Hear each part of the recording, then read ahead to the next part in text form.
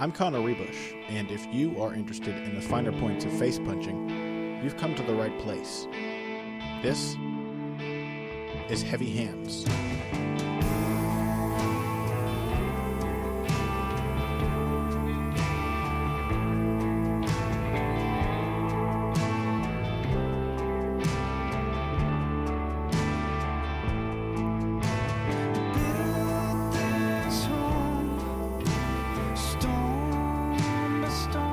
Hello, ladies and gentlemen, and welcome to another episode of Heavy Hands. I'm your host, Connor Ruebusch, trying to put some energy in my voice because I'm so damn exhausted, and I'm joined by my hopefully more well-rested and lively co-host, Patrick Wyman. Pat, you just got done with a vacation. I just got done moving house. Do you think that people will be able to tell the contrast in our moods over the course of today's episode? I would hope so. Well, today is my first day back from vacation, so I'm not like really on the ball yet. I think if I sound a little disappointed, that's why. It's not it's not moving house disappointed, but it's not still on vacation feeling good. Yeah, there are a few feelings more poignant than that of like coming home from a vacation. The trip home, hate it. riding home with your parents in the front seat, it's like it feels twice as short and yet somehow twice as long as the way there. Anyway, if the acoustics sound slightly different to you people at home, it's because I'm sitting in a new apartment right now. I'm surrounded by boxes, so they may be changing. The acoustics may be changing more as the week goes by. The weeks go by, but we have some fights to discuss for you guys. UFC Fight Night 88, Almeida versus Garbrandt, was the night of the upsets. Lots of underdogs came through large on that event, and we will be recapping the most interesting moments, including a few that we got wrong in our predictions at the end of the show. But because this is the summer of UFC 200, and we're all just heading towards that big event, probably the biggest year in UFC history ahead of us, we have another fantastic event coming just around the corner. That's UFC 199, main evented by a pair of title fights, the middleweight championship being defended by Luke Rockhold against Michael Bisping, and the bantamweight championship being defended by Dominick Cruz against Urijah Faber.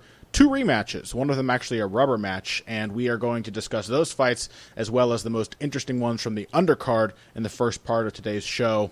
What are those undercard fights again? Holloway, Lamas, Porier versus Green, and what else we have our eye on? Tom Breese versus Sean Strickland. Yes, a lot of really good fights, but those are the ones that stand out most to us. Why don't we start things off, Pat, by talking about Luke Rockhold, Michael Bisping. Obviously, it's not the fight that everyone would have asked for. Personally, there's a part of me that feels grateful that Chris Weidman is not getting the rematch because I quite like Chris Weidman. He's a pretty genial chap, I think. And I think his chances of getting the belt back may be improved by not having to immediately rematch the guy who just handed him the first and inarguably worst loss of his career.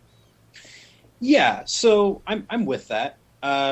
Though it does strike me that you are totally willing to see Michael Bisping get thrown to Luke Rockhold for the second time in 18 months to presumably get his block knocked off. Here's the thing with Michael Bisping. I think at this point, I can only see this as a good thing for Michael Bisping. I like Michael Bisping. I think it's hard not to root for him having watched him for so long. But that's the thing. It's been 10 years. Michael Bisping has never made it to the top of the mountain. This short notice opportunity is undoubtedly the last he will have ever gotten for a shot at the title. So I think it's not going to go well for him, and we'll talk about why that is as the show goes on, but it's his last chance, and I'm happy to see him taking it. It should be a good payday for him. And I do think he makes the most sense as a replacement. A lot of people are complaining as if there's a better option out there, but Michael Bisping is the highest ranking contender who's not injured or already scheduled, and he draws better than just about anybody else in the division other than maybe Anderson and Vitor. So what are you going to do? Yeah, this is the best of an array of unpalatable options. Yeah.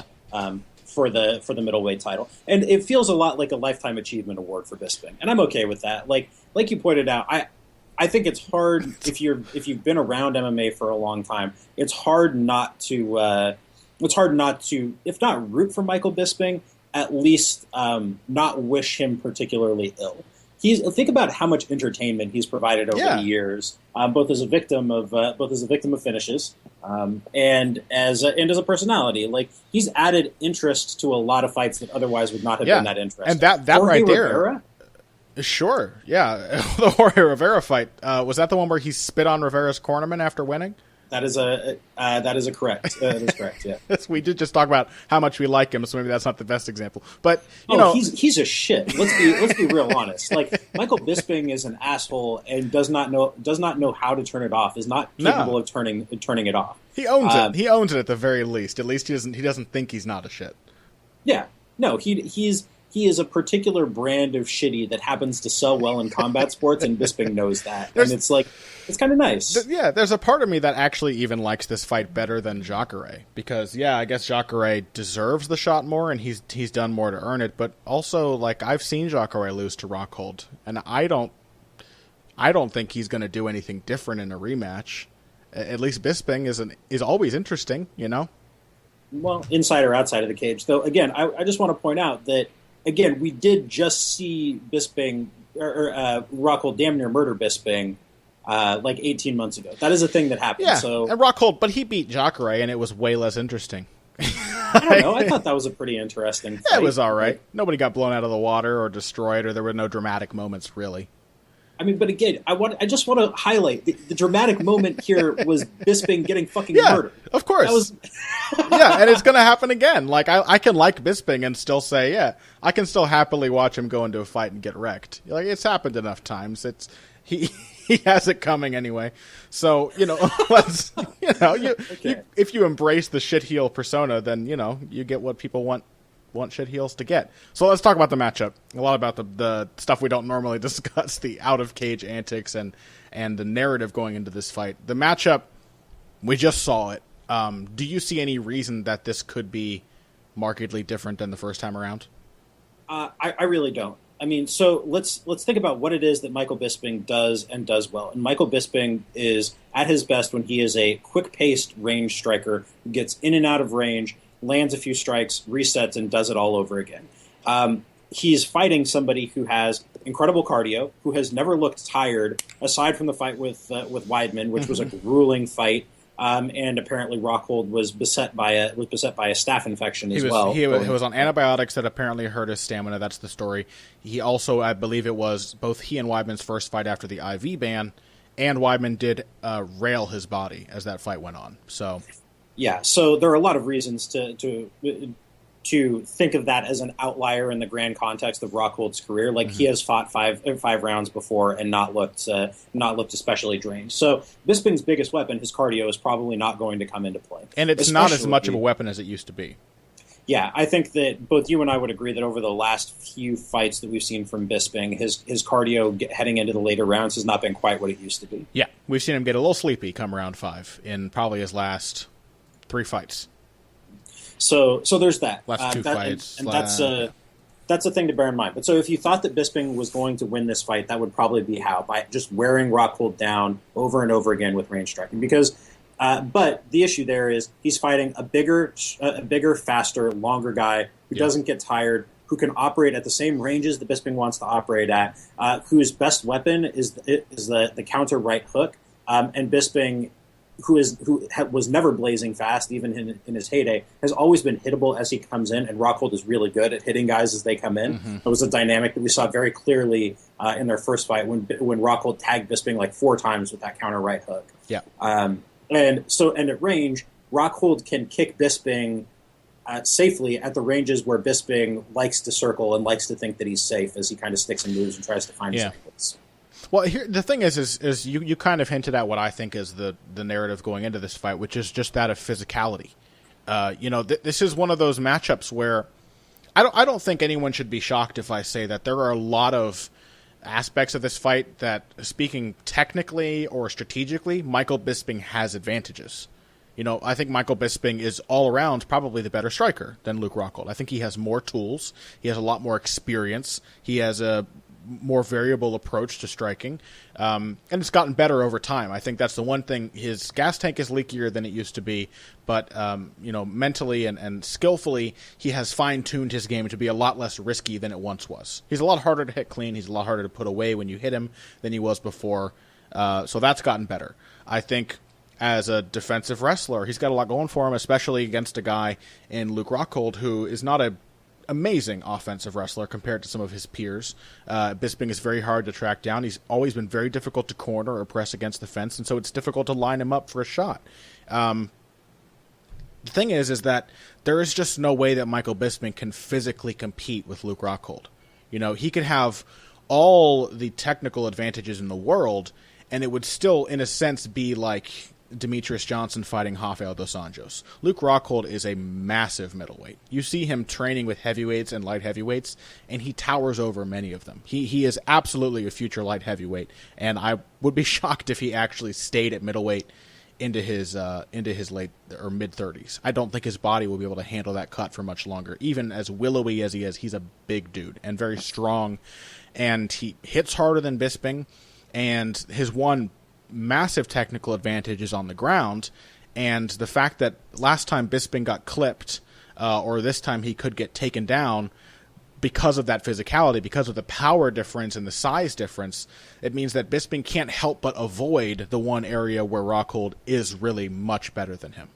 See, I'm not sure that I agree with that assessment. I think that we need to count the clinch as an area because Rockhold is a drastically better clinch fighter than Bisping is. Okay, definitely. But massively again, better clinch fighter. Yeah. But again, you know, like I'm saying that if Michael Bisping was a bigger, stronger guy who still had, or a harder hitting guy who still had that kind of high output, round winning style, he could keep Rockhold from achieving the ranges and phases that suit him. The stylistic matchup could suit him. The thing is you disagree with me? Yeah, I do. I think you're kind of underselling Rockhold's technical acumen. I think that Bisping is probably a craftier striker. I think he has a few more tools in his bag, but I think that we have seen Rockhold fight strikers who are comparably crafty to Michael Bisping and not have any real trouble with him. Like who? I think that Costas Philippou is a pretty good striker, and we saw Rockhold lace him. Yeah, I think we saw Chris Weidman. Costas Philippou doesn't have the same kind of craft as Michael Bisping. He also doesn't have the wrestling of Michael Bisping. Okay, so maybe not comparable strikers, but I think we've seen Rockhold fight good strikers. I think we've seen him fight guys who want to pressure him and guys who want to put paces on him, and we've never seen anybody successfully do that to him. Sure. He had little trouble on the feet with Lyoto Machida. He had little trouble on the feet with Tim Kennedy, with Jacare. The Machida fight's, I think, a perfect example for what I'm saying. I'm not saying that Luke Rockhold's a bad striker or that he's bad at range. He's obviously very dangerous there. And he knows how to put his strikes together, and he has a pretty simple tool set, but a few tools that he really knows how to apply. But much like in the last Michael Bisping fight, when Rockhold fought Lyoto Machida, Machida just couldn't compete with him physically. Like, the moment Luke Rockhold had an opportunity to overpower Lyoto Machida, he was all over him. Lyoto Machida could not do anything because he just doesn't have the physical might of a guy like Luke Rockhold. I mean, I think you're overselling. Like, not that I disagree about Rockhold's physicality, but I think you're underselling the technical aspects to why he was able to physically overwhelm him. Like, he pushed Lyoto Machida over his foot, and then when he was on top of him, Machida couldn't get up. Well, yeah, but are you saying that just because Rockhold is bigger and stronger, he was easily able to hold Machida down? Rockhold is the best grappler in a division that includes Jacare Souza. How was Rockhold's wrestling when he fought the juiced up Vitor Belfort? He didn't try to wrestle him. Yeah, he did. He couldn't get him down. He tried about 2 or 3 times before he got knocked out. He could not get him down. I'm going to check the fight metric on that because I'm pretty sure that that's not the case. He attempted a few takedowns. Yeah, I'm not. Listen, this is it. The point is not that Luke Rockhold is. Rockhold is not an offensive wrestler, and I don't know why. No, he's tried for one takedown. But that's the thing is because Rockhold's not an amazing offensive wrestler. That's not really his strong suit. Against a guy like Michael Bisping or against a guy like Lyoto Machida, who's not going to try to attack him so that he can counter, in order to play the ground game, he needs to wrestle offensively. And that doesn't happen as much. That wouldn't happen the same with as much effectiveness against guys like Machida and Bisping if he didn't hit them hard enough or have enough of a size advantage that he could drag them down. this rarely happens, but I think that your assessment of Rockhold's game is just dead wrong. I think that you have a fundamental misunderstanding of what Rockhold is trying to do and how the pieces of his game fit together. Okay, so what's your assessment? Okay, so I think Rockhold has, I think, a fair bit of craft with his striking game, where what he's trying to do is basic, but it works because of his physicality and because of his timing, right? Yeah. Okay, so he wants to stick you at long distance. That's his goal. He wants to chew you up with kicks. He wants to make it so that you can't play a pace game. Like, it's not just that his physicality allows him to do that. It's that there is craft in the way that he applies that length that dictates the kind of fight that he wants to have. He wants to keep you at long range. He uses his kicks to do that, and then he has counter shots and footwork, especially tight pivots, to make it so that you can't just rush in on him, right? So when he throws the right hook, it's not just that he throws a right hook; it's that he usually throws it as a check hook. And if he does throw it as a straight backstepping right hook, he pivots immediately afterward. So that's craft right there. It's not like I'm not saying that like he knows how to throw 17,000 different kinds of things. Well, and that's not what craft is either. A guy like if we look at really crafty fighters, like Floyd Mayweather throws like 5 punches, but he knows how to throw them well. Yeah. So who has been able to fuck that up against Luke Rockhold? Like, that's okay. So that I think is the first thing. I don't think you're giving him enough credit for the craft that it takes to play that kind of game repeatedly. He can fight moving forward. He can fight moving backwards. He can fight in straight lines. He can fight in a circular fashion. Those are all various things that he wants to do. That Rockhold wants to and is capable of doing. And I don't understand why you're so fixated on his offensive wrestling. He's not a wrestler. That's not his game. He's primarily a counter grappler, but he's a counter grappler with incredible killer instinct, great skill in transitions, and a great gift for creating transitions in the absence of a takedown game. He doesn't have to try and take you down in order to bring his grappling into play. The second that, say, you stumble, like that's not a matter of physicality. That's a matter of physicality that does play into it. Sure, but like he's an incredible grappler. Like, do you not see that? Like, no, it's of course not. He is. Of course he is. My point is because he was bigger and stronger. He held him down because he's a ridiculously good top control artist. Yes, but my point is the reason that Machida went to the ground was because of a physical disparity. The reason that Michael Bisping went to the ground is because he got knocked down. Is because he got hit by a bigger, more powerful guy. It's not because... So what I'm saying is that without that physical advantage, because Rockhold is not a great offensive wrestler, the matchup might not favor him. I don't really understand what you're getting at. The fact is that say Rockhold is not significantly bigger than Michael Bisping and he has the exact same game. Say that he doesn't hit significantly harder, say that he's not significantly more durable, then I think the matchup changes significantly. I mean, if we watch the first, I don't understand why that's relevant. If we watch the first round of his first fight with Michael Bisping, Bisping was doing pretty damn well in the first round of that fight. Still lost the round. Yeah, sure. I haven't watched it recently, so. But I don't understand. Like, so if Rockhold were not Rockhold, then Bisping might have an advantage over him in that sense. Is the argument? No, I'm not even arguing that like Rockhold. I think you're taking it personally for Rockhold's sake. My point is not that Rockhold's not good; he's only big.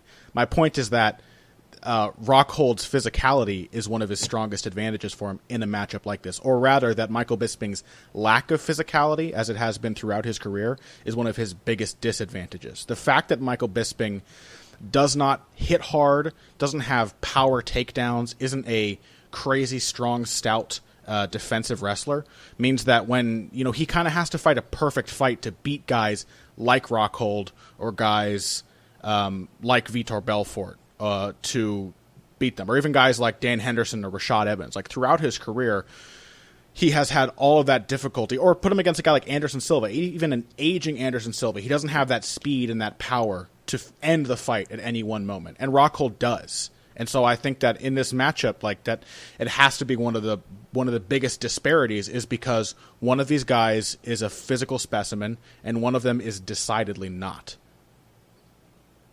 Okay, yeah, that's all I'm saying. Yeah. Okay. I mean, I get that, but like, I think that I still think to your point, like you're underselling the extent to which Rockhold's game plays on that physicality. that there's it's he built has on built his a game that suits that yeah, in course. ways that are not true for other fighters. This is the John Jones argument. Like, I'm not saying John Jones only wins because he's big and long. John Jones knows how to fight big and long, just like Luke Rockhold does. But I'm saying that the fact that Michael Bisping can't compete with Rockhold physically, that's like the key thing going against him in this matchup. Michael Bisping, like 99 times out of 100, could not win a matchup like this, even if it's the kind of fight where Michael Bisping could win round after round after round until Rockhold clipped him once, or until Rockhold got him into the clinch once and was able to overpower him. There's absolutely craft and skill in that, but the physical disparity is like the strongest factor I see deciding this matchup. Yeah, okay, I'm with that. Yeah, that's all I'm saying. I'm not trying to discredit Luke Rockhold's game. I'm not trying to. I don't know. You went on a really weird tangent about, like, well, he only beat Machida because of the physical disparity. He beat Machida because he put Machida in positions that Machida could not recover from because he was the drastically superior grappler. Oh, yeah, but the thing is like Rockhold's fights against guys like Machida and Bisping, they get to that kind of place where he can put that, and not because he's got an incredible offensive wrestling game or the kind of thing that technically allows him to win that matchup. The reason that he gets to apply his actual technical strength is because he has that physical advantage. I think that you're treating technique and physicality as separable in a way that they're not. Like, it doesn't do you any good to have a particular repertoire of skills if they don't suit your physical game. It wouldn't do if Michael Bisping did not have a deep well of cardio. It wouldn't do him any good to play a high output kickboxing game. Like, sure. Michael Bisping's game is not separable from his physical characteristics in the same way that Rockhold's game is not separable from his physical characteristics. The best fighters play play the kinds of games that suit their physicality, and I think you're really stuck on this distinction in a way that I don't think makes sense. Let's say it this way. Michael Bisping fights Anderson Silva. If Anderson Silva does not have the significantly reduced gas tank that we saw from that fight, if he was the Anderson Silva of 5 years before, that matchup is significantly different, right? Yeah, okay, but no, I understand that. I'm saying that you are focused on a hypothetical on the hypothetical removal of these pieces as if they can somehow be hypothetically removed. And that's not how their games work. I'm not saying it like, let's change this thing or I wish this thing was different. I'm saying that we're not even really disagreeing. I'm saying that physicality is a big advantage for Luke Rockhold in this matchup. We agree with that, right? Yeah, of course it's a huge advantage for him. It's just like I don't know. I think that it's easy to get caught up in the physicality and miss the ways in which physicality and technical acumen intersect, which is, I think, what makes Luke Rockhold's game interesting. Sure. Like, that's what, and the lack of it is not necessarily what makes Michael Bisping's game interesting. How do you mean? Like, it's really easy to say, well, Bisping's a hard worker. He's a grinder, and engage in all of the PFT commenter stereotyping about gritty blue collar dudes, and miss the fact that Bisping has great cardio. That is in some ways a natural gift. That's not just the gift of the hard worker, right there. And Bisping has other advantages like size and like he's not a small guy himself. Like, I don't know. I just think like it's really easy to get caught up in a narrative of the gritty, hardworking blue collar guy versus the naturally gifted athletic specimen, and like you miss a lot of shit in the interim there. Well, I don't think anyone could claim that Luke Rockhold's not a hardworking guy. You know, he's made obvious strides throughout the course of his career. You know. Yeah, I mean, okay, let's just move on. I'm not sure he's not a hardworking guy. I said no one. I'm saying that Luke Rockhold is a hardworking guy. Yeah, no, I know. I'm saying like, okay, we're now like stuck in the platitude phase of the argument here. Pat, are you great friends with Luke Rockhold? there's a personal attachment going on in this argument. I'm not trying to trash Luke Rockhold, Pat. No, I was making a joke by saying we're in the platitude phase of the argument. Like, now I have to flatter Luke Rockhold in order to. I just think like. I just think like pointing to the physicality aspect of this fight is like, oh my God, that's the thing we need to bear in mind about Luke Rockhold's game. Like, well, Pat, we're assessing the matchup. Like for me to not say that physicality plays a role in this matchup would be to ignore one of the key factors. I mean, do you disagree that the fact that Luke Rockhold Do you? That's not at all what I'm saying. It's just like I think the Machida comment set me off. Like something set you off. No, it's like I thought that was a plainly wrong statement. And so I don't know. Okay, let's move on. Well, we got to make our predictions, I guess. What's your final idea on how this matchup plays out?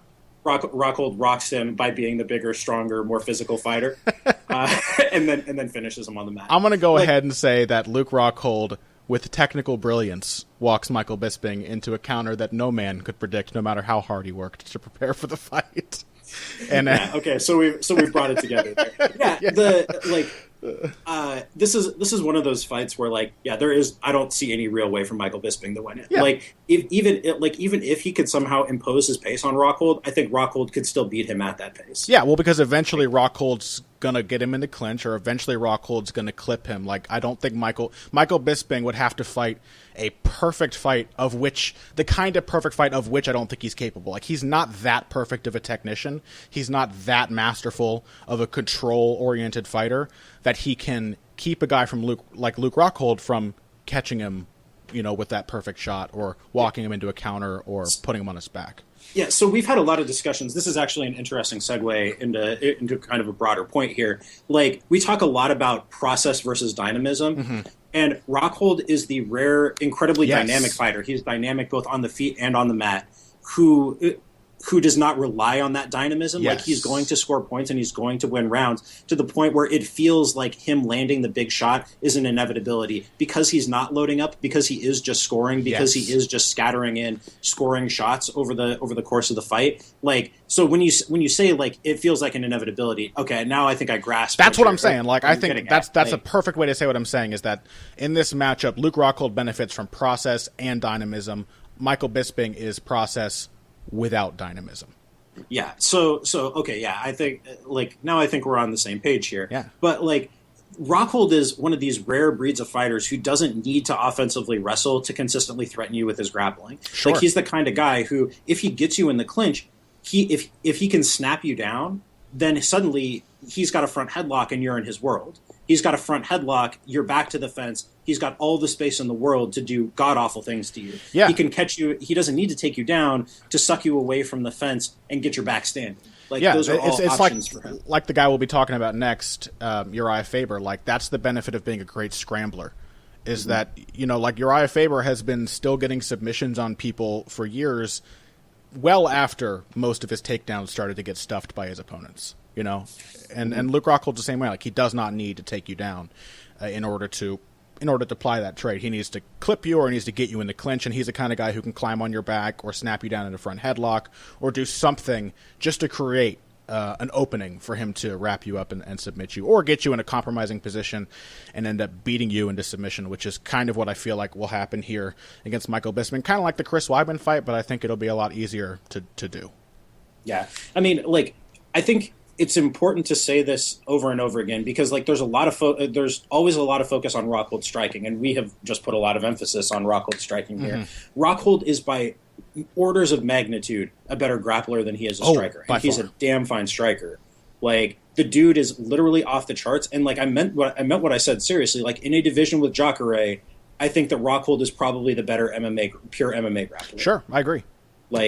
He is disgustingly good, and if he can get you into the like Chris Weidman was described as a grappling prodigy and was competitive at the ADCCs with 2 years of grappling specific training. He's trained by Renzo Gracie, he's trained by John Danaher, he's trained by Matt Serra.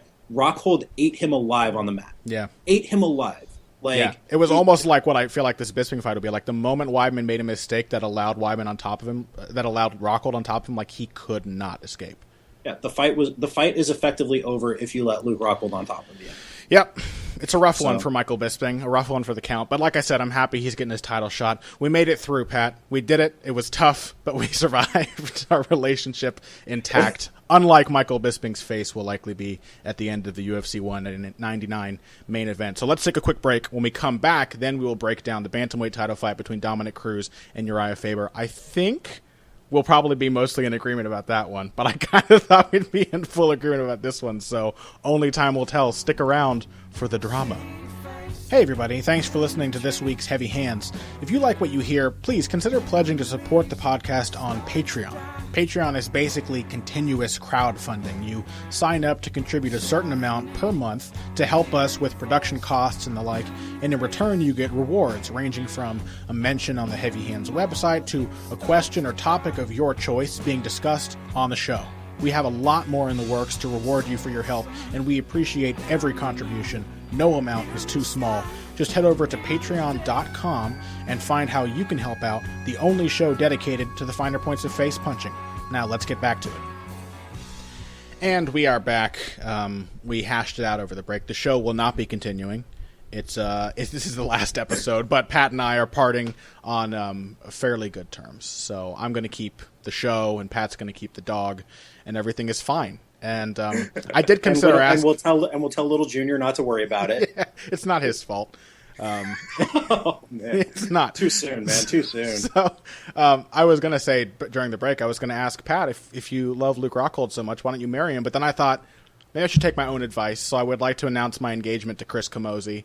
I was going to say that has been legal in both Colorado and California for some time now. We're going to build a happy life together, me and Camozzi. So, looking forward to that. Why don't we talk about Urijah Faber and Dominick Cruz? Because this is another fight that like I said, I think we agree on it. But this is another one. We talked about this before the show began. The main event and co-main event of this card are, except for Dan Henderson versus Hector Lombard, the most predictable fights on the card in terms of the outcomes. And so if we agree on that, then let's talk about why this fight is predictable. Because I think going in, we both think it's going to look probably like a slightly more dominant version of Cruz versus Faber 2.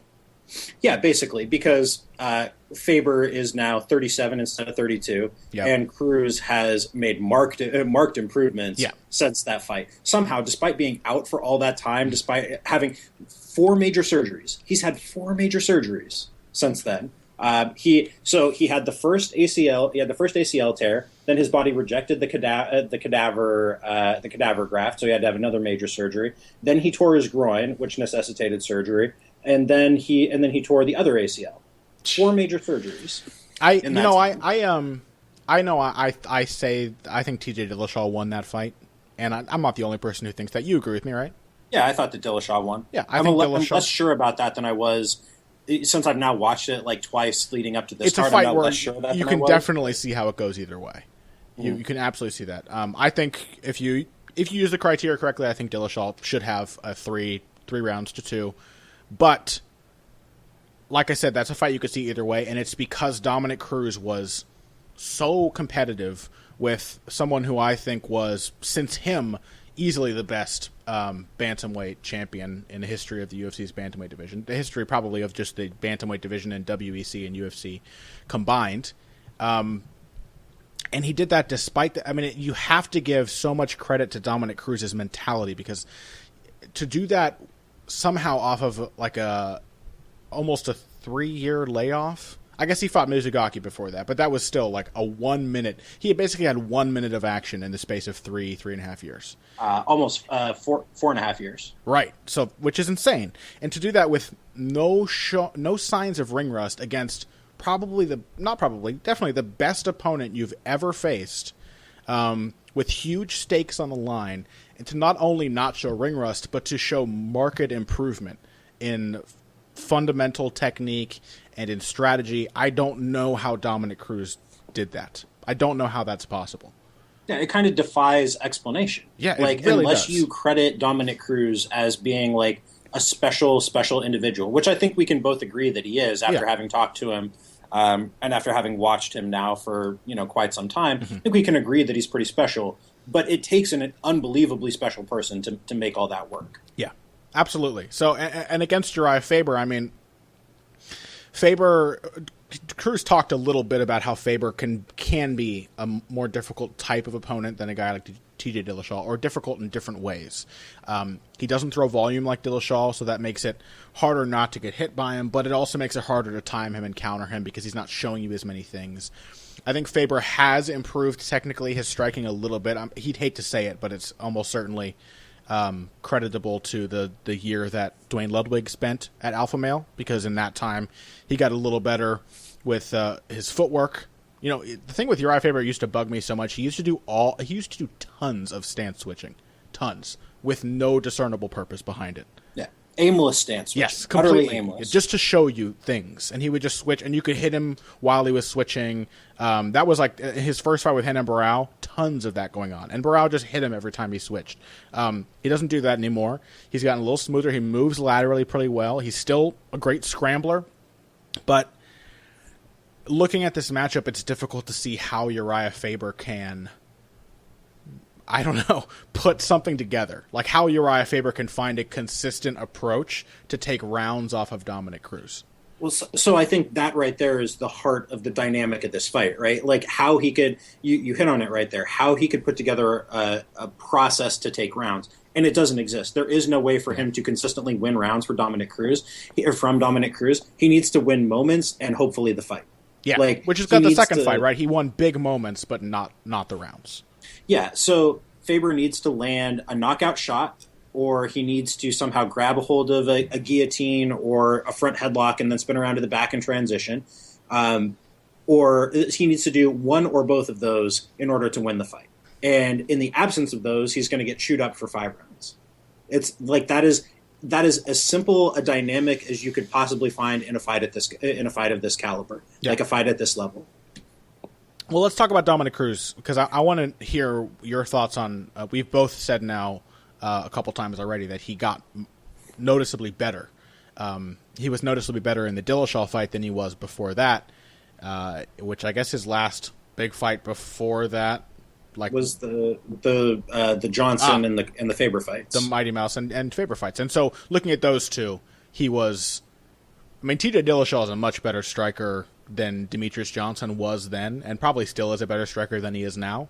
And he had so much easier of a time dealing with Dillashaw on the feet than he did Demetrius Johnson, especially because he couldn't take Dillashaw down to save himself the way he could against Mighty Mouse in the early going. So what are the improvements that you see between the Dominick Cruz of 2011 and the Dominick Cruz of today? The biggest one, I think, is that he's a much more willing counterpuncher, much more willing and able counterpuncher. So we used to, one of the big highlights of his from that Faber fight was he lands a huge counter uppercut as Faber comes in and then spins off to an angle. Yeah. Right? Like this is, everybody has seen, if you've seen that fight or seen a highlight of that fight, that's one of the highlights that you've seen. But he did that routinely to TJ Dillashaw. That stood out as a highlight in that Faber fight, not just because he landed a really clean right uppercut and then hit a slick angle afterwards, but because he didn't do it all that much. Yeah. Because most of his offense in that I guess it would have been his second matchup with Faber, now that I'm thinking about it, consisted of him getting in and out on angles, landing a punch or two, landing a kick, and then exiting, and then hitting some takedowns along the way. And that was what won that fight for him. Against Dillashaw, suddenly he transformed into a guy who had always had these angles, who had always seen these opportunities. The opportunities were always there, but suddenly he was capitalizing on them. His footwork has always made these things possible, has always provided him with a vast array of options in terms of moving, like a flow chart of, okay, either he comes in, hits a combination, angles off. At that point, he can either A, exit, B, change levels and hit a takedown, or C, plant his feet and throw again. He did a lot more of option C this time than he has in the past. A lot more sitting down on shots and throwing. And I think some of it, too, was I think he had actually improved his footwork. The footwork has always been the thing that Dominick Cruz has been lauded for, but it was always his... Early in Dominick Cruz's career, it was the weird footwork was the whole thing, you know? He moved a lot, and he had all of these bizarre, esoteric movements, and it was the weird footwork was his thing. And when he was pressed or put in uncomfortable spots, it would start to become apparent that he didn't have all of the fundamentals of technical footwork, or he wasn't comfortable using them. He was really trying to dazzle you with the weird footwork, and then he would still move back in straight lines and do stuff when someone was able to press him. That troubled him a lot in the Demetrius Johnson fight. The thing with Dillashaw is that he still has all of his weird footwork, the bumps and the shuffle steps and all that, but he was also throwing a lot of really simple, efficient pivots and sidesteps in with those movements. And so he'd have a weird shuffle a bump and hit Dillashaw and then pull back. But as Dillashaw came at him, he didn't shuffle quickly back out of range like he tried to do against Faber and Demetrius Johnson. He just pivoted and smacked Dillashaw on the side of the head with a hook as he walked past. And so it enhanced his ability to not just to make you come after him and step into you with a counter, but also to kind of play matador and evade you while countering as well, to have a lot more flexibility to the way that he could punish you for trying to come after him. Yeah, what he showed were things that against Dillashaw were things that he had always had in his arsenal. He has always been able to pivot. He's always been able to throw check hooks and things like and like that uppercut that I was just talking about, where he hits the uppercut, immediately pivots off at literally a 90-degree angle. It is a textbook perfect shot that he hits against Faber. But those were always kind of the exceptions rather than the rule. What we saw was the balance of his footwork tipping in the direction of these more efficient, more streamlined kinds of movements. Yeah, and I think maybe he just wasn't comfortable like relying on those fundamentals. It was, there was a lot of sequences in the first round and the first 2 rounds of the Demetrius Johnson fight where Cruz has his crazy dynamic footwork going on, but then Demetrius Johnson is able to just run after him, throwing punches, and connect with 2 or 3 of them. While, because he's putting on this crazy pressure, Cruz doesn't react the way that technically, with technical perfection, the way that you should react.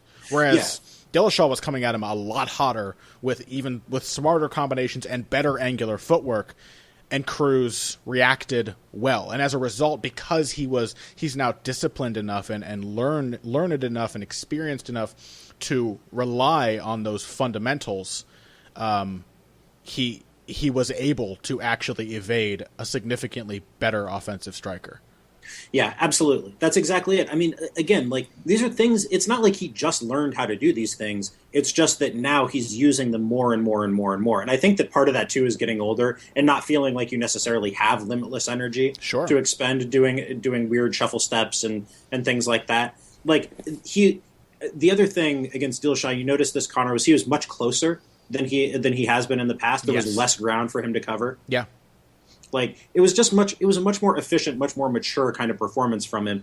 And if he shows up doing those things against Urijah Faber, there's no reason that he won't take a 5-round decision, a comfortable, easy 5-round decision. The only opening I see here is Faber doing what he did successfully in the second fight, which is countering Dominick Cruz, because we have not yet seen how Cruz looks after his layoff when he is forced to come forward a little more. The major difference between Faber and Dillashaw is that Faber likes to lay back and counter with the overhand right. He has sometimes a counter left hook. He does like to, despite being a short man compared to a lot of his bantamweight opponents, he likes to play a long game and draw you in. Whereas Dillashaw was happy to just come after Cruz for 5 rounds straight. So and where Dillashaw did have some success against Cruz was in countering him. Dillashaw landed some of his best shots in that fight on the counter. And so I think that Cruz is likely, because he has his weird leaping style of attacking, he probably is still somewhat vulnerable when coming forward. I have to imagine less so than he was the first time he fought Faber, but I am interested to see, but the problem is like if it had happened right away or something, if Cruz had shown those improvements and it was just 2 years after that second fight, but the rubber match is happening 5 years later, and Faber is he's been showing these little signs of slipping for some time now. And it's no surprise. He's 37 years old, and he's always been a guy who relies heavily on his athleticism. So the chances of him being able to capitalize on those openings against an improved Dominick Cruz, the way he did in the second fight 5 years ago, are pretty slim, I think. Yeah, especially with fewer opportunities where Cruz is fucking up, basically. Yeah. Like if you look at some of the times where Faber hit his biggest shots, they were places where Cruz had kind of his feet crossed, or his weight wasn't entirely over his feet. Completely square, standing with his knees almost entirely unbent right in front of Faber after missing on a strike, stuff like that. Yeah, the point is that Cruz does a lot less of that. Yes. So there are going to be fewer, even if Faber can place those shots. There are going to be fewer chances for him to do so, in addition to whatever additional issues Faber has in letting those shots go in the first place. So we like Rockhold by TKO or submission fairly early in the fight. Do we both like Dominick Cruz by decision over Faber? Yeah, I mean, would it shock you if Cruz planted his feet and just and just blasted Faber with a counter as he came in this fight? Wouldn't shock me, but it would. I think it would still surprise me even at this point to see Urijah Faber get pasted like that with one shot. Especially because Cruz has successfully recorded 0 knockdowns in his entire career. I look at his record and I'm like, 7 knockouts against who? But the thing with like Faber, unless this was the fight that ruined him, he was still taking some punishment pretty damn well against Frankie Saenz in his last fight. Yeah. Like Faber can still take a shot. He is one of the toughest dudes in the history of MMA. Faber is. Yeah, he doesn't get enough credit for that. No, he doesn't. And like the level of competition that Urijah Faber has faced throughout his career has been pretty astounding. And he's never really been knocked clean out, has he? Not that I can think of. Oh, Mike Brown. Yeah, it's weird. We're kind of at this point now where Faber is almost underrated. In the grand context of his career, sure. I think in large part because he's been surpassed by guys that he's trained and brought up at Alpha Male and sure. And all of the shit with Dwayne Ludwig. Even if Faber kind of came out slightly ahead in the popular eye, like I think his reputation took a beating over the course of all that stuff. Let's look at the last 2.5 years even of Urijah Faber's career. He's been over 35 the entire time, which is absurdly old for a small fighter, by the way. Small fighters do not tend to age as well as the big guys. He's beaten Michael McDonald, Alex Caceres, Francisco Rivera, and Frankie Saenz. That's pretty astounding at his age. Like the guy is putting on some classic veteran performances that we probably should appreciate more. Yeah. And I mean, it's not like he got blown out of the water by Frankie Edgar. Even the Barrao fight, like, I mean, obviously he went down in the first round, but he was fighting with a torn groin on relatively short notice. Yeah. And like still didn't go completely out. That was where Barrao was staring at the ref, pointing and saying like, no, okay, he's done. Yeah. I'm tired of hitting his shoulder. Stop the fight. Yeah. It was a weird one, but Urijah Faber deserves some credit. It's just hard to see any of that credit he deserves tilting this matchup in his favor. It just feels like a Dominick Cruz fight. It feels like a foregone conclusion that the champion will retain his belt, and then hopefully we'll see that rematch with TJ Dillashaw pretty soon. Before we wrap up this segment, since the first one went quite long and this one went significantly shorter, do you want to talk about the one of the fights from the undercard before we go to break? Yeah, let's talk about Tom Breeze versus Sean Strickland. Ooh, let us do that. Well, overall thoughts on the matchup. What do you think? Sean Strickland, actually, I think deserves a little bit of discussion. He's an interesting fighter that, of course, we've talked about Tom Breeze before. I don't think we've ever actually talked about Sean Strickland on this show. Yeah, I don't think we have. I like both of these guys a very great deal for different reasons and in different ways. Yeah. And despite the fact that they're both big, tall, they're both really big, tall, well-rounded kind of guys who both really prefer to use their hands on the feet. They're totally different fighters. Yeah, very, very different kinds of guys. Like Strickland really likes to probe with the jab, likes to throw volume. Will occasionally stop and throw the cross, but he's a scoring fighter. He produces a lot of volume, a lot of offense. Breeze is much more accurate. Like Breeze is almost freakishly accurate for a guy who doesn't throw all that much. He's got huge power, but great mechanics, very efficient kind of fighter. They're both really good in the clinch. They're both monsters from top position. They're just monstrous, ridiculously good top position fighters, but not outstanding wrestlers, either one of them, I don't think. So very similar kinds of guys in broad outline, very different in how they go about applying. Yeah. Do you think it was unfair? Because I know I did, the way that people reacted to Breeze's victory over Keita Nakamura? I don't understand why people would have a problem with that. He beat a really tough, really crafty veteran pretty clearly over 3 rounds. Had to work out some kinks in his game, and was never in real serious trouble there. He engaged in a grappling match with a guy who is well known for being a submission ace and very, very crafty on the ground. And pretty soundly beat him in those exchanges. Even when he got taken down, even when Nakamura mounted him, he was immediately able to create space, grab a hold of a leg, and use the leg lock to sweep. Yeah, it was just a difficult thing where Breeze it was the first non-finish win of Breeze's undefeated career. And so there's no way that he can go in against a guy who seems so much smaller and older than him and not finish him and come out looking impressive, even if I think he carried himself very well in what ended up being kind of a tough style matchup. Yeah, I think like I didn't have any problem with it. I don't have any problem. It's not like we saw he was exposed in some way. You know, No. like you can have prospect fights where a guy comes in with a lot of hype and you learn something really new and unpleasant about their game. And I don't think that was the case here at all. I don't think we saw anything about Tom Breeze's game that should give us some concern. It was kind of like Garbrandt Briones. Like, yeah, he didn't deliver like I thought he would. He still won. He didn't look bad. You know, he just looked underwhelming. But there's nothing wrong with being underwhelming if you set such a high bar for yourself. I'm interested in the striking battles in this matchup. I think Sean Strickland has, you say he throws more volume, and I think he probably does over the course of a fight, but he also has a weird inconsistency thing where sometimes he will be really content to play defense. He's kind of like Tyron Woodley in that he's way better defensively than he's given credit for. Sean Strickland's not actually an easy guy to hit. He's got a very active hand-based defense. He moves pretty well, but he parries and catches and blocks punches really well. And he counters with his jab, so it makes it kind of difficult to come in. But there have been points, like in his Luke Barnett fight or the fight with Ponzinibbio, and even points in that Alex Garcia fight that he just had, where things have not been going Strickland's way, mostly because it seems mostly because Strickland is not doing enough to make them go his way. You know who he reminds me of a lot? This may sound like a weird comparison, but bear with me. I think he reminds me a lot of a more violent, at least on the ground, Jorge Masvidal. I was literally just going to say Jorge Masvidal. Yeah. I knew you were going to say that name.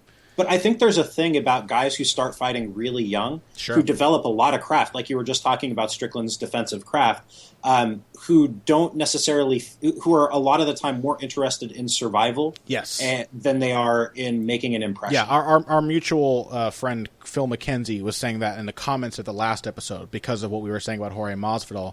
He said about Masvidal that he just kind of has different priorities than a lot of his opponents. Like Masvidal and Strickland's the same way. So let's talk about Strickland. Strickland will parry your punch, and this is what Phil was saying about Masvidal, that in defending it, he'll kind of feel like he's won. You know what I mean? Even with Masvidal, even if he gets hit and doesn't get hurt, he feels like he's won a portion of the fight. The other guy doesn't care about you winning those tiny things in the same way. So when Sean Strickland, he's hard to hit and everything, you land one jab out of 10, he's like, man, I did well.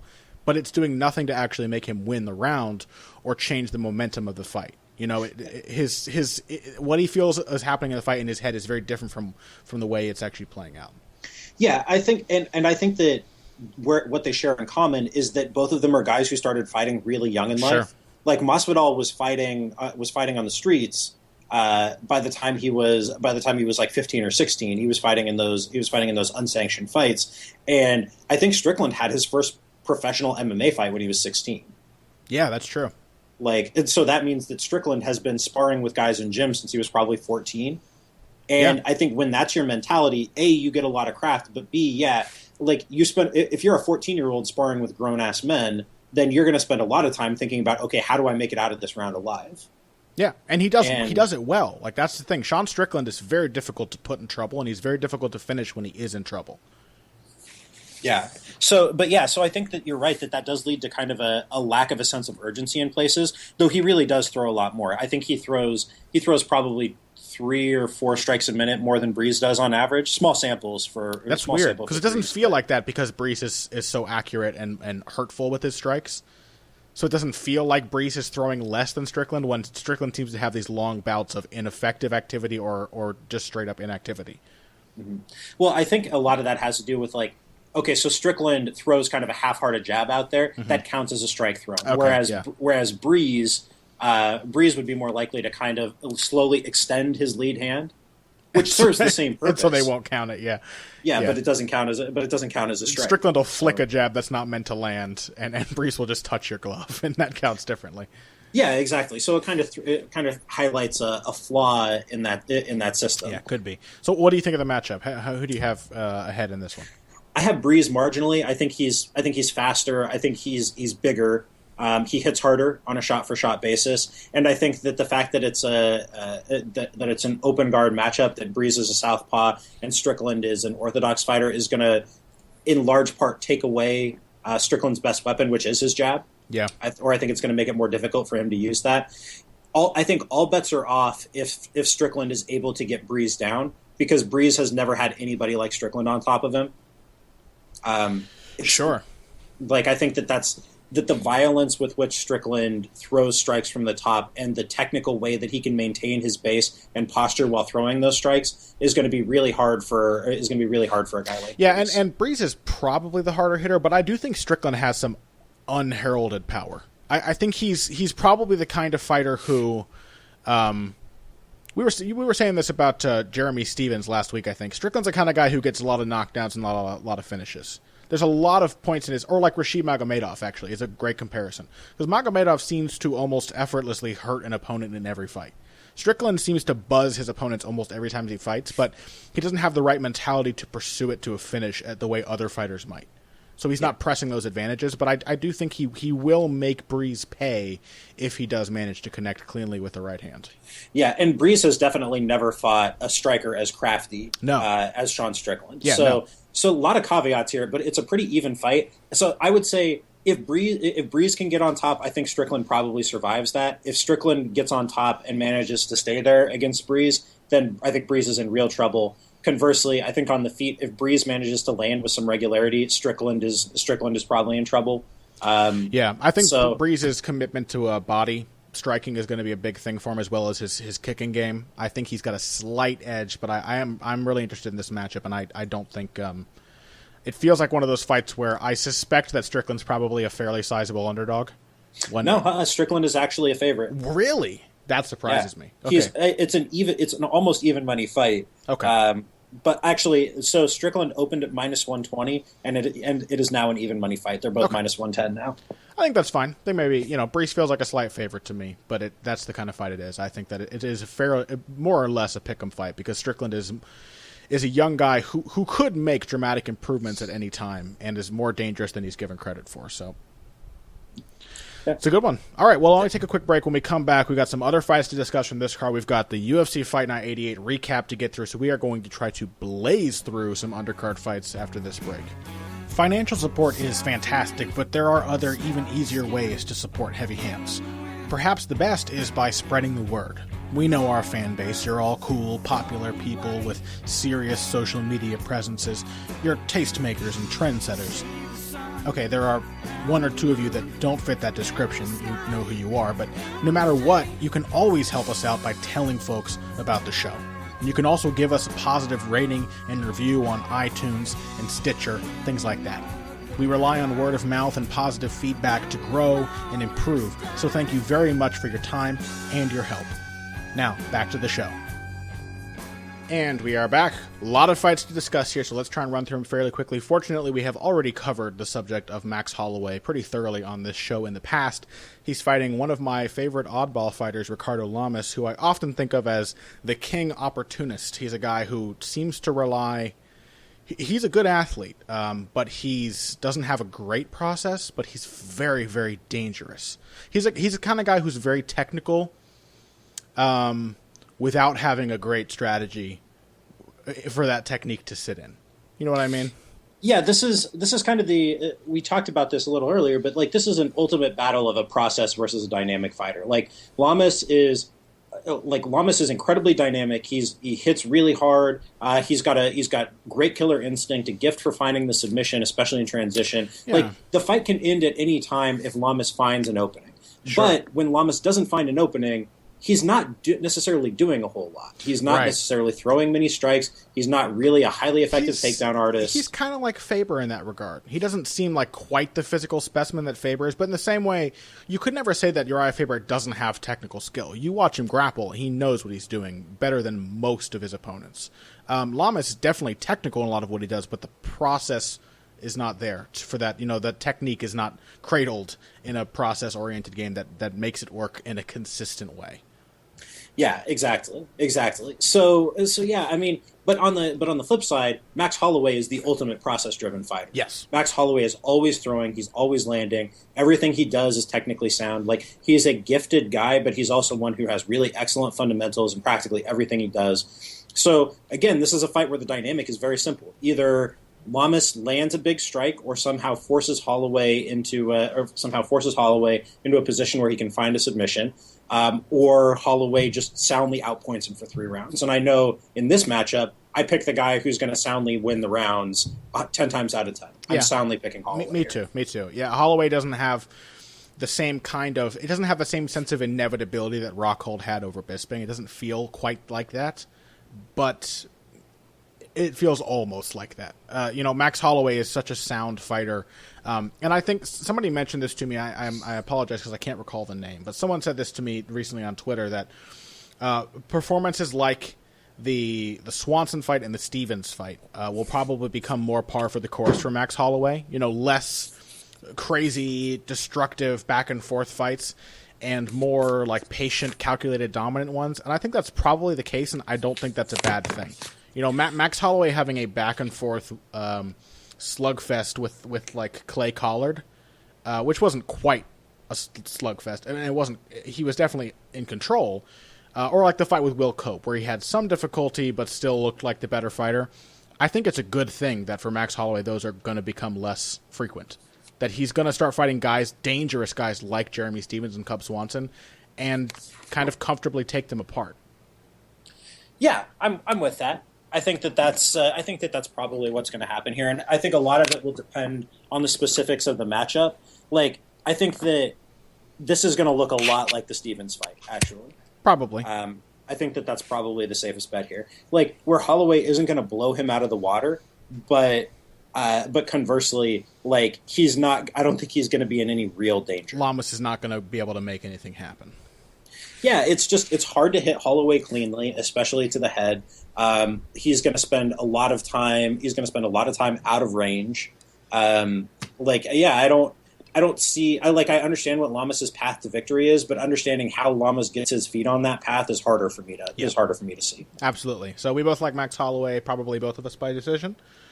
Yeah, I think he takes a pretty comfortable 29-28 or 30-27 decision. All 3 rounds feels about right to me. I love me some Max Holloway. And next up, we have a weird one, at least from where I sit. Lightweight battle between Dustin Porier and Bobby Green. Weird, probably just because Bobby Green is part of it. Yeah, that's kind of a given in that scenario. Yeah. that is going to be weird. What's going on with Bobby Green? Bobby Green has such a bizarre, cobbled together game that works with pretty remarkable consistency. He was up until the point of the Edson Barboza fight, where it's like Edson Barboza came to collect all of the debts that Bobby Green had been stacking up over the course of the last 3 years prior. But up until that, he was almost. It's the word of the day, but an almost processless fighter who was nonetheless consistently beating very good opposition. Well, because I think there was a process, and that process was that he was throwing a lot. Okay. It looked weird, like the shit that he was doing looked really strange, but the underlying thread that tied it all together, and the one that fell apart when he fought Barboza, was he just couldn't pull the trigger against Barboza. Yeah, that was weird. He couldn't put a volume of strikes out there. So if you look at him against Josh Thompson, I picked him over Thompson because Bobby Green throws a lot. That's why I picked him in that fight. And I thought that even if Thompson lands the better strikes, it's going to look like Green is doing more. And lo and behold, that's exactly what happened in that fight. Yeah. And so that's Green's process is like, yeah, there's a lot of weird shit with footwork, and he does a lot of stance switching, and he does a lot of things where he stands almost square to you, like Ben Rothwell almost, with the way that he stands square to you and plays with his hands. He has this weird thing where I think Bobby Green's thought process, I'm guessing here, but I think his thought process is probably that he wants to incorporate the best of all worlds with his striking game, where I think he wants to be like a tall, square Muay Thai kicker at range, where he's like hand fighting and almost squaring up and keeping his hips square to you. And then when it gets close, he wants to blade himself and play a defensive shell in a more boxing style. And he tries to mold these two things together in a way that kind of works, but it's very weird. Yeah, it is weird, and the only thing that ties those pieces together is the fact that he's pretty much constantly throwing. Sure, yeah. Like whether from what stance he's working from, but yeah, that's a good point. I hadn't quite thought about it in those terms, but he does do a lot of like weird Muay Thai long guard shit. Yeah, right. And then when he gets in close, it's like shoulder in front of the chin. He's almost completely side on, and he just shifts between both types of stance. depending on range. But with Dustin Poirier, you know, Dustin Poirier throws probably as much as Bobby Green. I think he throws even more now at lightweight than he ever could at featherweight because he seems less concerned with tiring himself out. I think you and I were both heavily impressed by his victory over Joe Duffy. Yeah, I really don't see like how Bobby Green wins this fight, because Poirier is going to work at the same pace that he's going to want to work at. He hits a lot harder strike for strike than Bobby Green does. And worst case scenario, he can always fall back on his clinch, where Poirier is just a disgustingly good clinch fighter, or work takedowns and top control. Like, Bobby Green's a good defensive wrestler, but I don't think he's a great clinch fighter. I don't know how he'll react to having Poirier coming after him, staying in the pocket and countering. He's a very good scrambler. He's a great opportunistic submission artist on the ground. We saw that he did well in his fight with Healy, his fight with Jacob Volkman, where he got his back. He's a little too. He's kind of reckless, but he's got a nose for the finish when he does end up in a bad position. The one thing I see, though, because I don't see that being a likely outcome. The one thing I see that maybe is strongly in Bobby Green's favor is the fact that he's very confident, and even when he's not confident, he likes to make you look dumb. He's very good at no selling what his opponent does. He likes to talk to his opponents. He likes to kind of embarrass them. It'll kind of be, for me, this is kind of an opportunity to see how far Dustin Poirier has come since the Conor McGregor fight or the Korean Zombie fight, fights in which he was kind of frustrated and got into his own head too much and made mistakes and let the other person convince him they were winning the fight. That to me is the biggest difference between Dustin Poirier now and then. Not the weight class, not anything that he's added technically. It's that Poirier, to me, now fights like a cold, focused kind of dude. He fights like an ATT fighter. Sure. And as far as the opportunistic submissions go and things like that, I just don't see that working against a guy who's as fundamentally sound on the mat as Poirier is. Me neither. Yeah, me neither. But it's a good fight, and I'm excited to see the weirdness of it, and I'm also excited to see Dustin Poirier get what I expect will be another win. I'm interested to see if he can knock Bobby Green out. Yeah, Green is a super tough dude. Yeah. And so we pointed to there have been two threads really in our discussion of Bobby Green. One is the defensive soundness. Like, he's not easy to hit and not easy to hit cleanly for sure. But the other being the output. But so, if Poirier can find a way to consistently plant shots on Bobby Green, and if he can knock him out, that means we will be dealing with, I think, probably the premier puncher in that weight class, outside of Justin Gaethje. Yeah. Maybe. Yeah, somebody who really perfectly combines impact of punches and actual combination craft, the ability to place and time and disguise punches that really, really hurt you when they connect. Yeah, exactly. Because he would need that to land cleanly and consistently on Bobby Green. Okay, well, both of us like Dustin Poirier. I think it'll probably be a decision, but I think he'll at least have Bobby Green in a scary position a few times. Yeah, it's one of my favorite fights on the card. I'm going to be there for this card, and I'm super stoked about it. I forgot about that. Oh, that's right, because of it was the third time you've had tickets for a Chris Weidman fight that didn't happen. I don't want to talk about Chris Weidman. Okay, so let's do a quick run-through of all the most interesting aspects of Fight Night 88 before we get out of here. First and foremost, I kind of want to talk about Renan Barrao because I was asked this on Twitter. It wasn't a heavy bag question per se, but I will read the tweet. Let's see. As I'm loading my internet, I know this is good radio. I was asked by Antoine A. at SOFANIAS 315. And Antoine asked, dude, what happened to Renan Barrao? I'm sure you have a list of topics already, but is there any way you could write on that? Well, I'm going to talk about it. I thought Renan Barrao looked good. For those who don't know, he lost to Jeremy Stephens in his featherweight debut, unanimous decision. I thought Renan Barrao, especially in that first round, I thought he looked very good. I think it has actually, despite the defeat, it has reassured me as to his chances at featherweight. I think it was in some ways a difficult matchup, but I think it was also a learning experience for him of what the differences will be between fighting at bantamweight and fighting at featherweight. I think he had to learn from Jeremy Stephens what it's like to try to grapple with a bigger guy, what it's like to get hit by a bigger guy and what it's like to feel yourself hitting a bigger guy and not hurt him as easily as you would have in your old weight class. And I think if you watch this fight, you can kind of see all of those things happening, where Renan Barrao came in with the right game plan. He wanted to move. He wanted to use a speed advantage. His footwork was a lot better. He was a lot lighter on his feet. He wanted to outlast Jeremy Stephens, but he still had to learn over the course of the fight that that is what he needs to do to be a successful featherweight. Yeah, so like you can see this early in the first round. You can see this in the first round. I've got the fight playing in the background right here. I agree with all of that, and I do think that Barrao can be competitive in this division. But like, so just to play devil's advocate here, as good a first round as he had, in the second round we saw everything that had plagued Renan Barrao come back to haunt him again, but against a bigger, stronger opponent. Like, so this was Barrao trying and failing for bad takedown, or trying and failing for like poorly set up takedowns, the way that he shot bad ones against Dillashaw. This was Barrao hanging out in the pocket for no particularly good reason. Like, it wasn't like Jeremy Stephens was really trying hard to pressure him in that second round. It was that Stephens threw at him, and Barrao was like, "Oh well, he's throwing at me, so I have to throw back."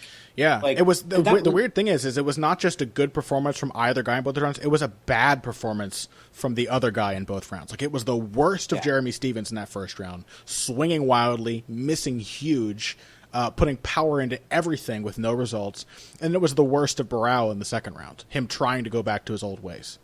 Yeah, exactly. But so I agree with you about this being the fight that Barrao needed to teach himself what he needs to do with this weight class. He did come around somewhat in the third round, though. He learned a bit of a lesson from that second round. Would you agree? Yeah, I do. I actually scored the third round for him live. I don't think that I would necessarily would on a rewatch. But I scored the third round for him. It was competitive. It was definitely competitive.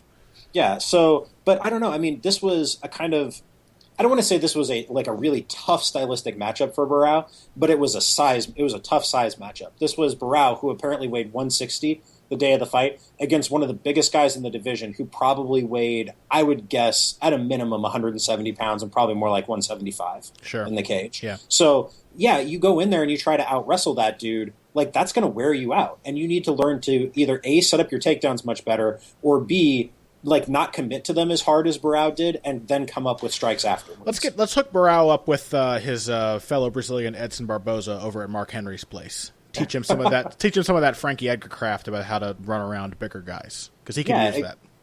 Yeah, I mean, I think that there's a lot to be said for that kind of thing, and so whether Barrao can learn those things, I think that he can take some good things from this matchup. Yeah. Like, the man was the bantamweight champion. Like, he's not a scrub of a fighter. No. Like, there's a lot of shit that he knows how to do. He's a veteran. Prior to the Dillashaw fights, he had taken almost no damage in his career. Yeah. You could have given him a fight with a guy like Cub Swanson. I think he could have won that.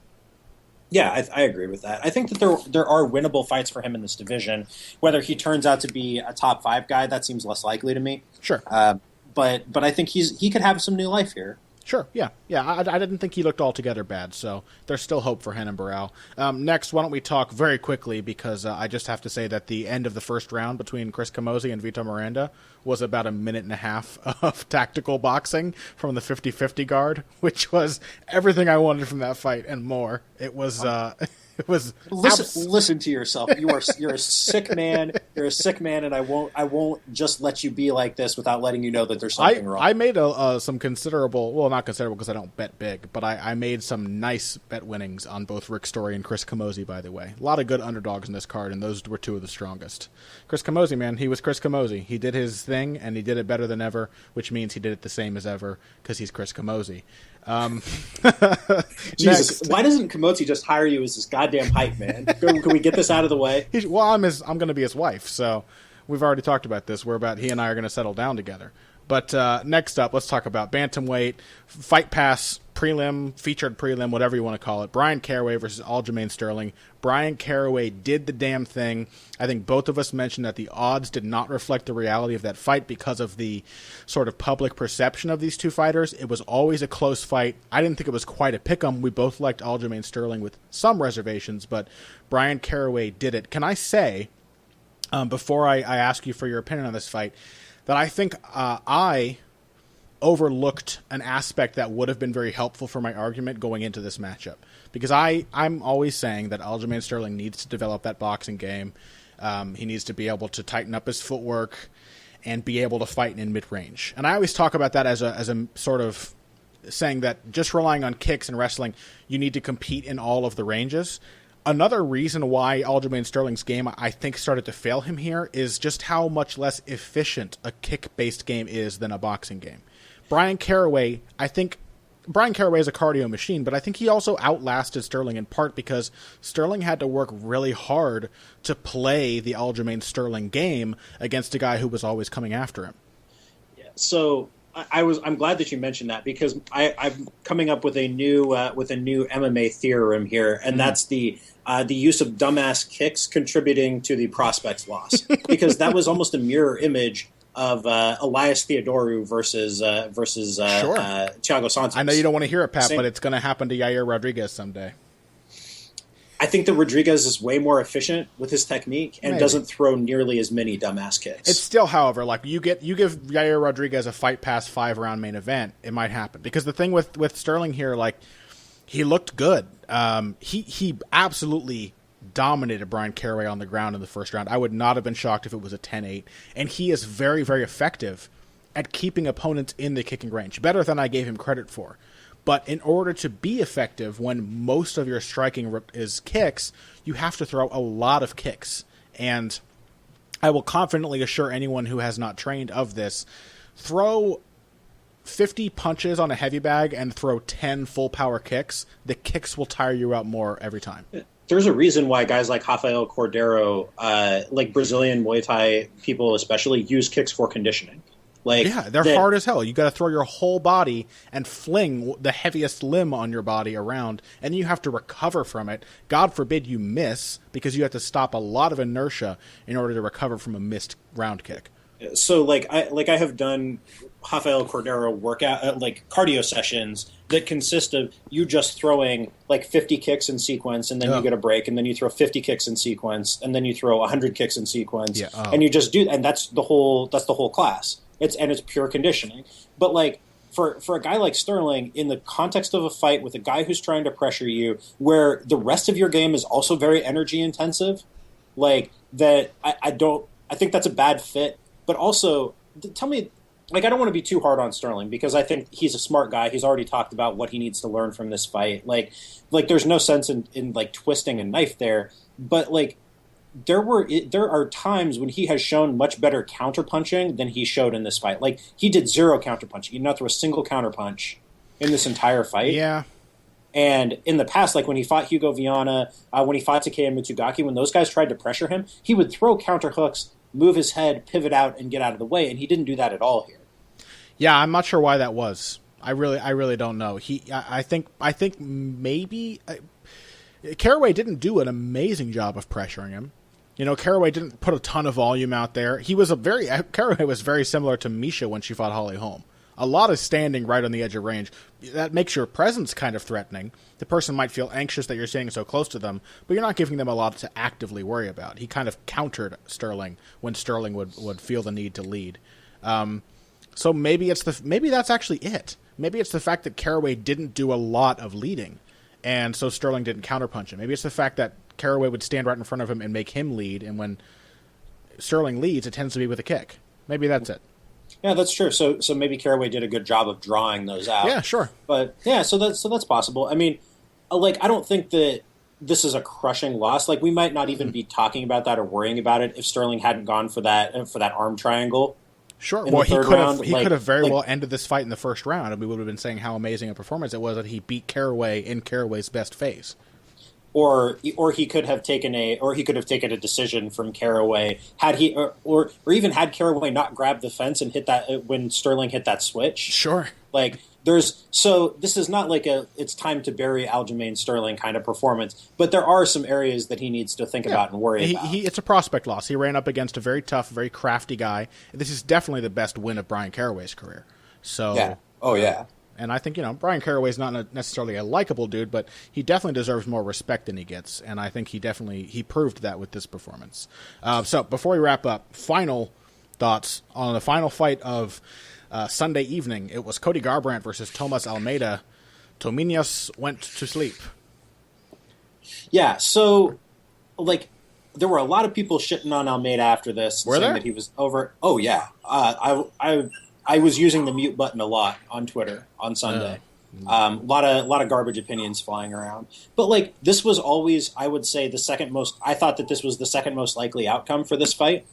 Like if you put all of the possible outcomes on a sheet and gave them a percentage chance of happening, Garbrandt landing a huge punch early in the fight and sparking Almeida was like the second most likely thing that was going to happen. Sure. I thought the most likely was Almeida Almeida weathering that storm and then putting volume on Garbrandt as the fight wore on. It just turned out that this was actually probably the most likely outcome. Sure. Because the dynamic was clear, right? A guy who is hittable early and needs some time and usually needs some time to adjust versus a guy who is really, really strong early in the fight, who has incredibly quick hands and incredible power. I think he's the most powerful puncher we've ever seen at 135 pounds. And a guy who is willing and able to hang in the pocket. Like that's a recipe for this kind of thing to happen. And I think if there was an analytical mistake, it was an underrating the chance of that happening. I can hear that Lucy is a Tomas Almeida fan.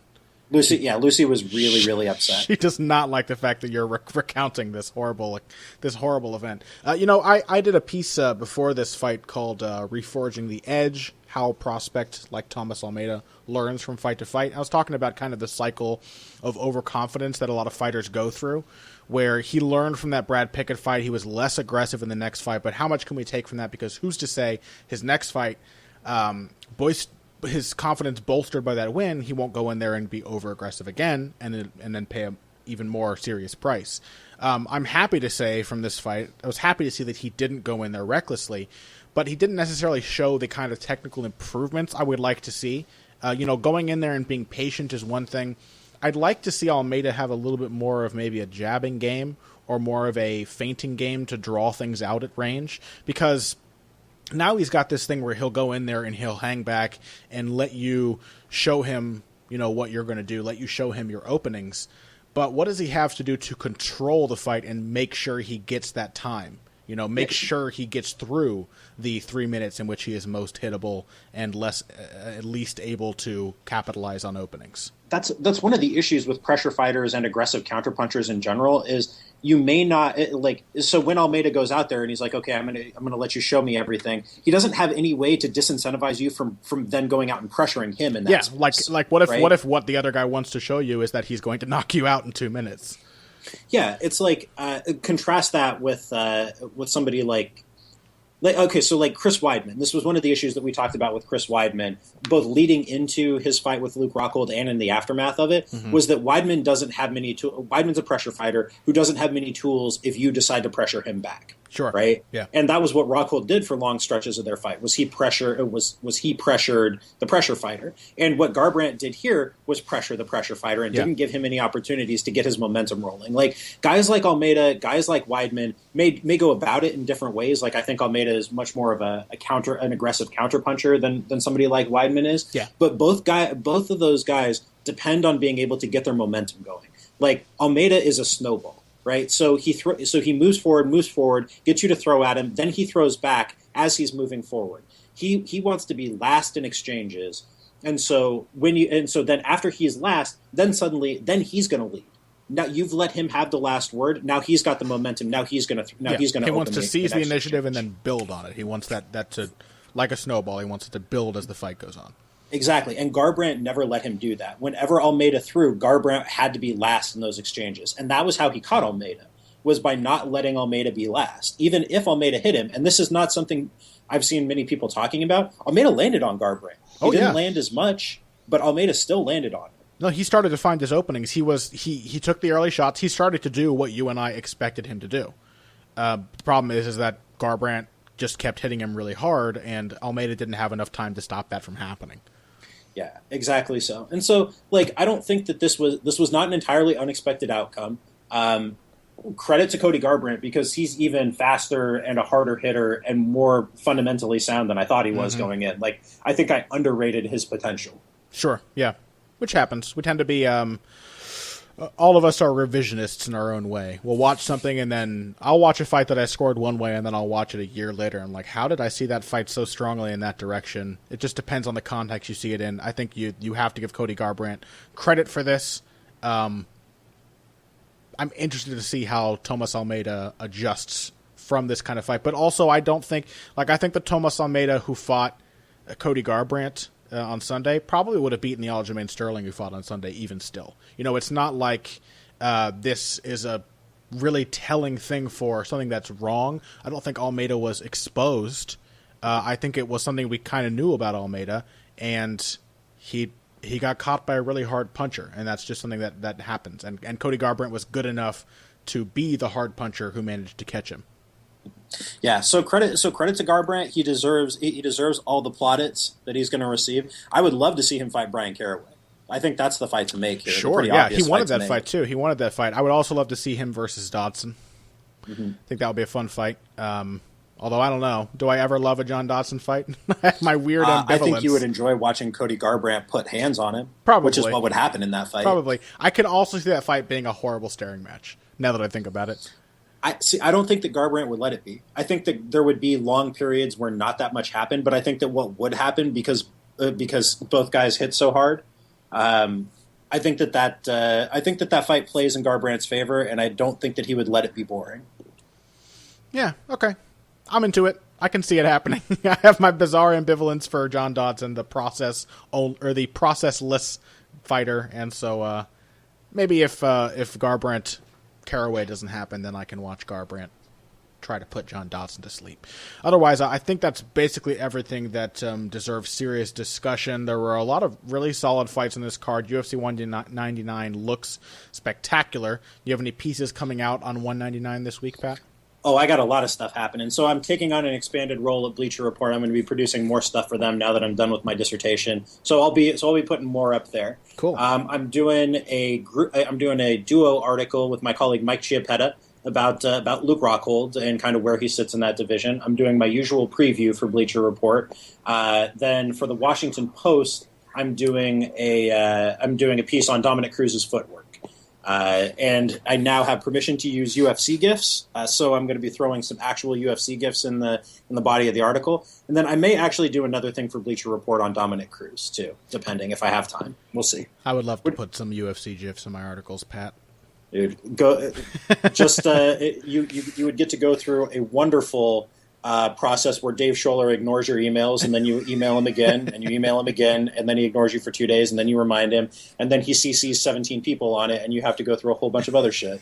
So, and then you get access to some video that is not especially useful for your purposes. Oh, man. It's easier writing about boxing. I should go back to writing about boxing. I should do more of that. Nobody really cares if you do actual fair use in the world of boxing. Motherfuckers. So I'm going to have a piece on Dominick Cruz coming out. I'm going to base a lot of it on the interview that we did with him on this show. And that is all that I have concretely planned right now. But there will be some other pieces from me, possibly a follow-up to UFC Fight Night 88, possibly a sentimental piece on the career of Michael Bisping. We'll see. But the Dominick Cruz piece, thinking of calling it the once and current king. What do you think of that, Pat? I like it. Thank you so very much. I was you had to say you liked it, really, when I confront you with... No, I've been finding all sorts of ways to try and fit in the once and future king into my articles about Dominick Cruz, and sure. that's a good way of doing it. I actually think I have the once and current king in this draft of the article that I'm working on right now. Son of a bitch. You better remove it right away. I would just prefer to call this a Great Minds thing, and let's not let this get personal, huh, Connor? Okay.